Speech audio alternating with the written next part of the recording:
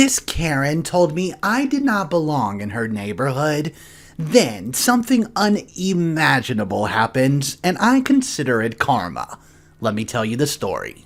One thing I really love about this earth is the fact that whatever goes around eventually comes around.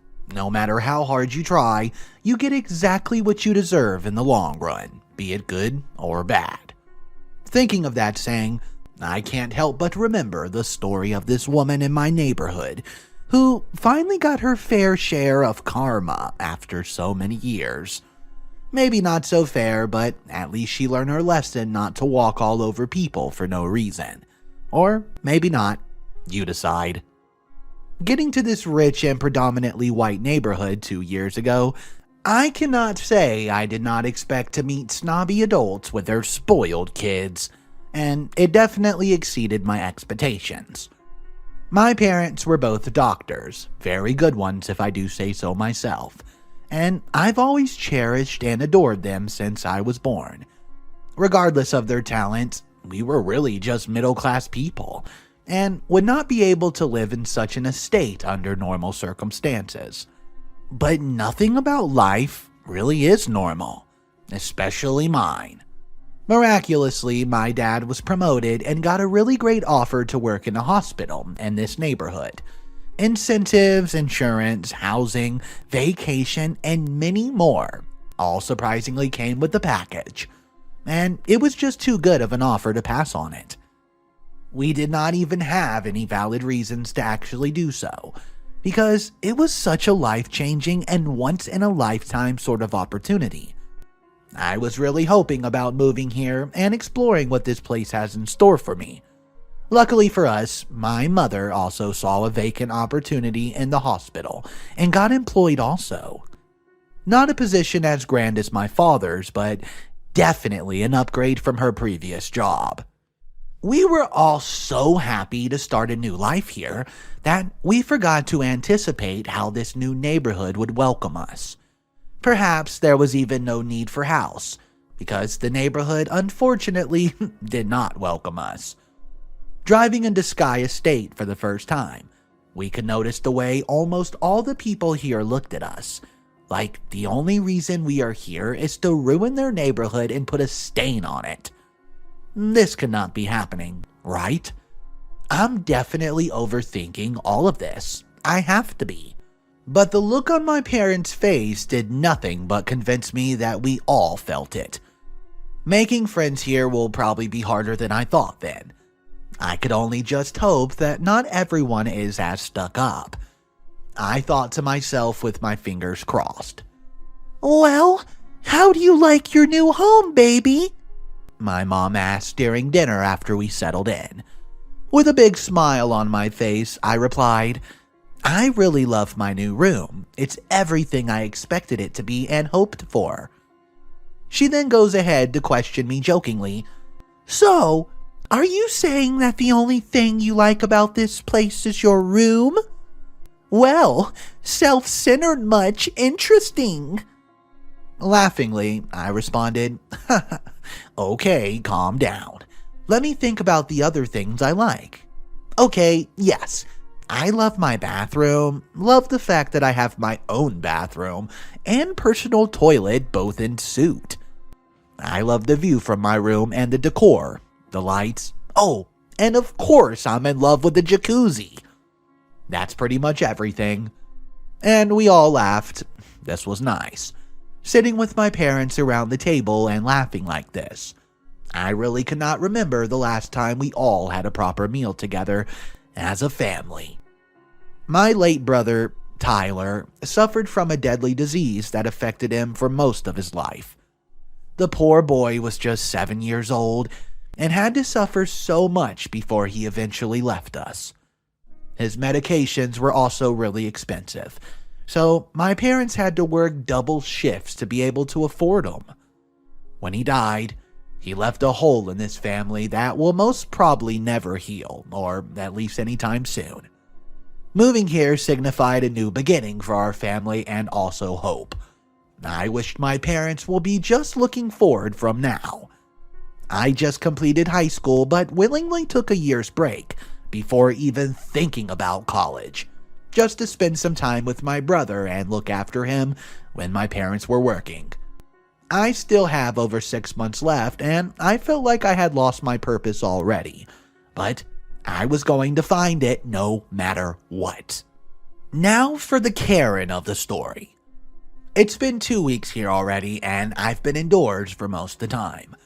It was a Saturday, and I felt like I should at least do something different today, before I make myself a total homebody. Getting dressed, I decided to take a walk through the neighborhood, and to the park and meet some new people. I checked online, and the park was really beautiful, but it was much more stunning in real life. These people here must be really wealthy, I thought to myself. Taking my mind off that, I saw a group of girls who looked like they were in my age group, having fun, and I decided to go introduce myself. Hello guys, I'm Amber. I just moved here. One of the girls, who had the most beautiful hair I've ever seen, smiled at me and stretched out her hands. Hello Amber, welcome to Sky Castle. The name's Lydia.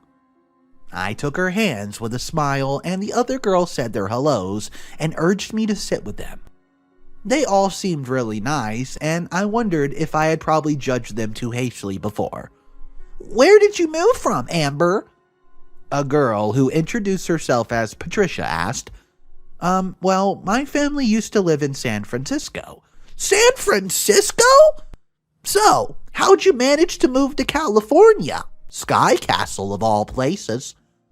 I'm not sure I understand what you mean, Pat. I responded, and she goes ahead and gives me this reply.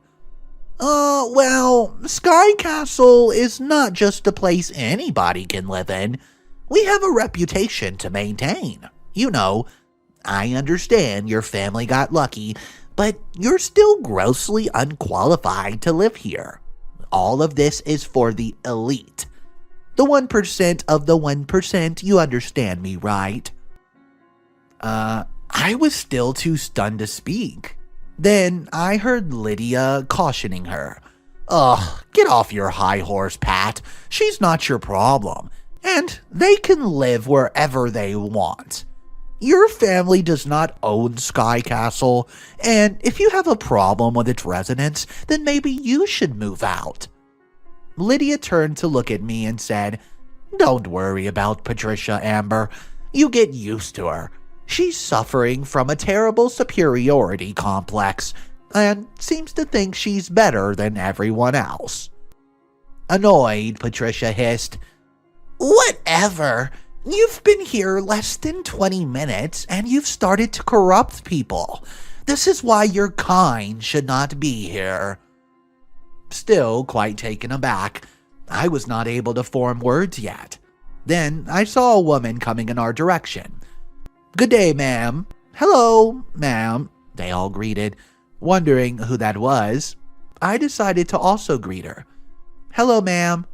She glanced at me, giving me a who are you look. Like Lydia also understood the look on her face, she explained to the woman. Oh, this is Amber. Her family just moved into this neighborhood. Amber, you say? Yes, ma'am, Lydia replied. But the woman still focused her attention on me, totally ignoring my greetings, and the woman turned to the other girl and addressed them. You all can hang out with every miscreant on the streets. How would you believe she lives in this neighborhood? She clearly is a poser or a family's new maid. You all disappoint me endlessly. Immediately, Patricia responded to her. I was just telling them the same thing, Mom. These girls too simple and definitely unintelligent to allow someone like her to sit in our midst. It's my fault for bringing myself down to their level, she hissed. The woman, who apparently is Patricia's mother, held on to her daughter. Come on, baby. Let's go wash this stink off you in the spa. You've gone through a lot today. She said that, and they both waltzed away. The apple certainly does not fall from the tree, I thought to myself as I watched Patricia and her mother in such disbelief. Do not worry about them, Amber. Their family is really just excessive and extra, Lydia said as she tried to comfort me. Excessive? Leah, another girl, asked. More like toxic and egoistical. They wonder what makes them believe that they're better or more well off than everybody in this neighborhood.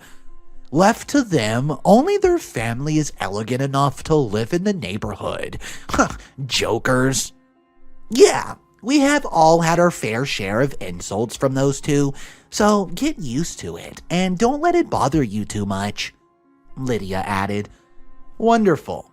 I'd been watching drama unfold just on TV for a long time. I've never actually witnessed a Karen personally. I knew I was definitely going to get some drama here. I just was not expecting it on my first day outside my house. Thinking about it, I was actually funny how Patricia's mom had the same hairdo to match her Karen personality. And I could not help but wonder if her name was actually Karen too. I wonder how she would have reacted if I was not a white girl too. She most probably would not have let me sit down and talk or let's introduce myself. Well, I wish them well. The good thing, however, is I made 3 new friends today. Lydia, Leah, and Georgia. That is at least something I can be happy about, and regardless of the other happenings of the day, this was worth leaving my house for. Looking forward to spending more time with the girls. I exchanged contacts with them as well, and we hugged and said our goodbyes. Hey guys, Mr. Reddito here. So there's another update I found from the original poster, and we're going to talk about that right now. If you're enjoying today's video, smash that like button. Here comes update number 3. After thinking for a while, I decided to sort of intern at the hospital my parents were working, since I had nothing better to do and I also had been very interested in medicine. A decision which is totally influenced by my family. Starting with the fact that both my parents are doctors, and I've always admired that about them, and the fact that seeing my brother in so much pain for years without being able to help at all made me feel really miserable. Every day, I had to just put up a strong front and do basic things for him. Make him feel like he would be just alright, when we both knew it was a lie. It's my first day in the hospital and I've just been observing all day. As expected, I did not see much of either of my parents. They were both very busy. My father especially. The emergency room was totally filled up and I was assigned to reception by 12 p.m. to help with other people and register them, as they were being rushed in and call their family or friends for those who came alone. After just 30 minutes, I'd registered almost 40 names, and still had several names to register. All hands were on deck, and all doctors were either having one surgery or the other, or treating one patient or the other. My dad finally finished his surgery and was assigned to a boy, who was struggling between life and death. Apparently, he tried to cross the road, but he did not watch his sides clearly and was hit by 2 different trucks. He hit his head and broke 2 ribs, with his own bones piercing his organs. Realistically, he had almost no chances if he's not been administered immediately. The best surgeon who could have also treated him at the moment, who was my dad, was also miraculously free to attend to him immediately, and we could also just keep hoping and praying. The whole hospital was full with tension. There were several other people waiting to get attended to at the hospital, but it was the boy's turn. He was by far the most crucial patient we've had today at the hospital, and we all really wished him well since he was but a little boy. He actually really reminded me of my baby brother. I felt the exact same way I felt the other day when my brother was rushed to the hospital for the first time. Unfortunately for him, he was alone, and I was trying to get his parents contacted to inform them of the situation since they were probably not aware of anything yet. Unfortunately, he did not have a phone and identification card or anything, and it was really hard to reach his guardians. I was still busy tossing around the hospital, looking for a way out of this little mess till a kind lady walked up to me looking very worried. "Hello there, does Kevin's mother know about her baby yet?" she asked. Unfortunately, no, I have no means of identifying him or reaching them for now. "Oh, he's my neighbor. Let me give you his parents' details. I can fill this out or form it, whatever. This is not a problem. He grew up in my hands." Relieved, I replied, "That would really be most helpful, ma'am." I dialed his mother's phone and she picked up after 2 rings. "Hello, Miss McKinley on the phone. Who am I speaking with?" Scared for her reaction, I composed myself and replied, "Hello, ma'am. This is Delaney Emergency Hospital. Your son has been involved in an accident but is already being attended to." "What? What do you mean he was involved in an accident? What happened to my baby boy?" she queried and sounded really worried. Ma'am, he was hit by 2 trucks and was rushed to the emergency room, but he's already being attended to." I tried to put her mind at rest, but clearly failed. The next thing I heard was a very loud scream from her. She probably forgot that I was still on the line and shouted for her husband to bring the car keys. Breaking the news to him as she rushed to make her way to the hospital, I hope they'll be okay. Next thing I heard something coming from the hospital. It was shouting in the emergency. And it happened to be the famous Patricia's mother. Rushing to her and calm her down, I asked what the problem is. She looked at me scornfully and said, "You? What are you doing here?" I replied, "I started interning here today, ma'am." This woman, or Karen, replied, "Oh, so they now just accept anybody in this hospital too. What a shame." The nerves of this woman. I chose to ignore her and ask what emergency was to take her focus off me, since she had most probably forgotten that I was not the reason she came here in the first place. My boy needs to see a doctor immediately. He's feeling really sick. Call me a doctor right now." Does she really think this hospital is hers to demand to see a doctor just like that? But, of course, I had to be polite and told her to come register that the doctor will be with her shortly. She did that and was back just after 5 minutes. "Where the hell is the doctor? Did you fail to tell him that this was an emergency patient out here waiting to see him?" I looked down at the boy and asked, "Hey, cutie, how are you feeling? Do you think you can wait? The doctor is really busy, saving lives like a hero. You like heroes, right?" He gave me a big smile and nodded his head. From what I saw, the boy had a runny nose and a slight cough, and he definitely did not look like he was having an emergency at all. I looked to his mother. "Ma'am, you'll have to be patient. Most of the people here get here before you, so you would have to wait your turn. You can have a seat right there," I said as I pointed her to a vacant set of chairs. "Are you out of your mind? Do you know who you're talking to? Well, why, I'm even standing here talking to an unqualified help. I want to see the manager now," she said, raising her voice for everyone to hear. So she left where I was and tried to walk into the ward like she owned the place, shouting at the top of her lungs to see the manager and causing a scene. Her voice was so loud it could be heard everywhere on the hospital floor. Hearing the noise, the manager came down to check that what was going on, and recognized Patricia's mother and went straight to her. "Hello, Miss Blanchester. What brings you by today?" he asked on getting to her. "When did you start employing unqualified personnel in this hospital?" she asked the manager as she glared at me. Imagine the miscreant asking me to wait for a turn before getting attended to when my son is in such a state. Does she know who I am?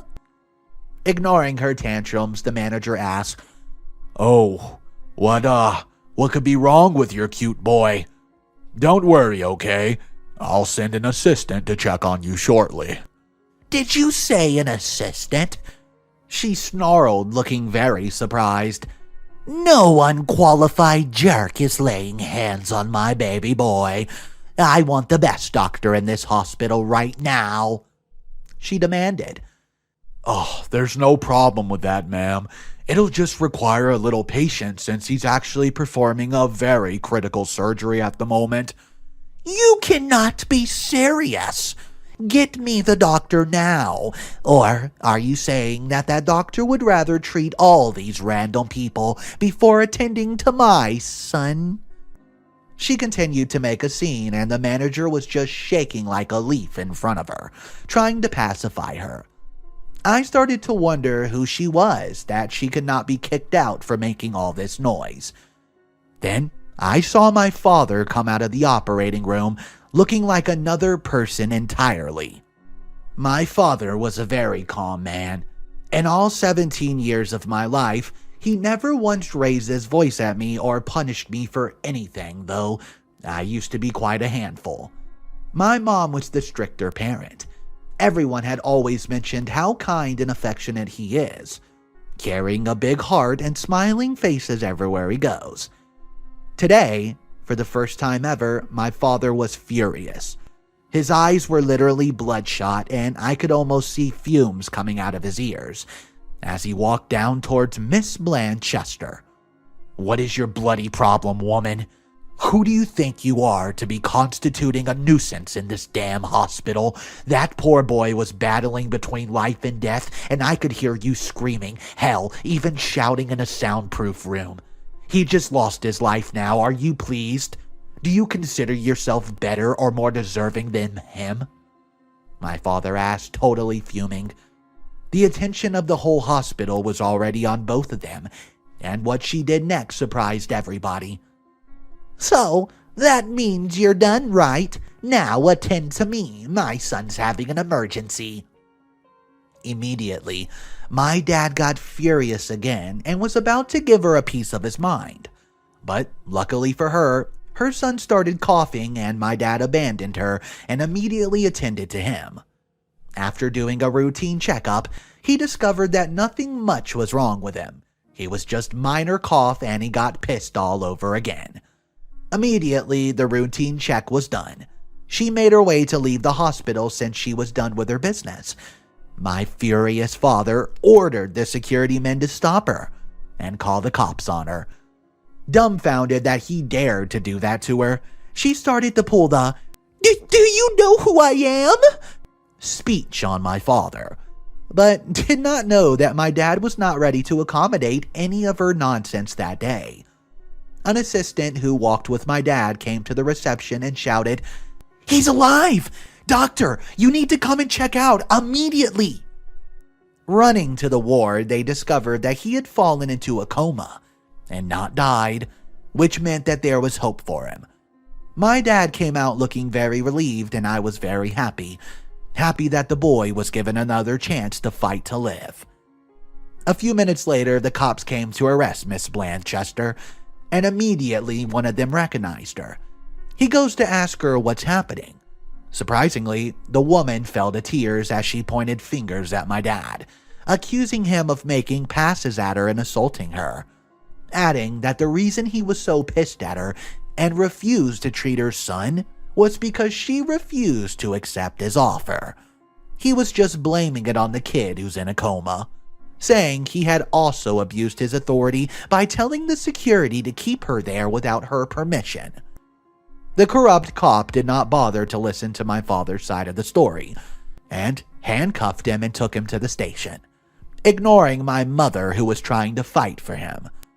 Immediately, the cops left with my dad. She had a really big and victorious grin on her face as she said, "Know who you mess with. I hope few days behind bars will teach him a lesson." And then she walked off. Hey guys, Mr. Reddito, the story is not over there. There's one final update for this story, and let me just tell you, it's sweet. Here it is. I did not think karma was real till I experienced it myself. Patricia's mother messed with the wrong person at the wrong time, but she did not know that. Apparently, people at the hospital were live streaming the whole interaction between she and my father. And many people who knew her personally came out to stand for my father in less than 2 hours. It all happened so fast and almost felt like I was dreaming. Well, they do say good things happen to good people, and I knew my father was a good man. Miss Blanchester could have felt that her money and influence would make the world be in her favor, but failed to anticipate that people would eventually get tired of her shit. We have dozens of testimonies against her from strangers all around the country that she's offended or cheated in one way or the other. Before we knew it, the press took a hold of it. The government took it up, and the rest was history. My father was immediately released and replaced with his accuser, who ended up in court facing numerous charges on different accounts. Because, well, most of the charges against her were still minimal. She was not sentenced to jail term, but had to give up more than half of her assets to the people she wronged, and was sentenced to 700 hours of community service. She must never have expected her story to end like that in her wildest dreams. Losing all her wealth and power was most probably her biggest fear in life, and that's exactly what she lost. After that, she had to move out of Sky Castle, as she could not afford to live in her place anymore, and the shame would not let her settle for a remarkably lesser apartment in the same estate. I still sometimes wonder what might have become of her, but I'm happy regardless that her wings have been clipped. If you would have asked me, I would say she got what she deserved, and it's been coming for her for a long time. She was just too blind to see it. Guys, could you imagine the audacity of this woman to march herself into a hospital and demand to see the doctor? She has no idea what could possibly be going on at that exact moment, and she doesn't seem to care. Well, personally, I'm glad karma got this Karen. Let me know if you guys have ever been in a similar situation. Drop it in the comment section below. I hope you enjoyed this story, and as always, Mr. Reddito has daily videos. Consider subscribing, and I hope you guys have an amazing night. See ya.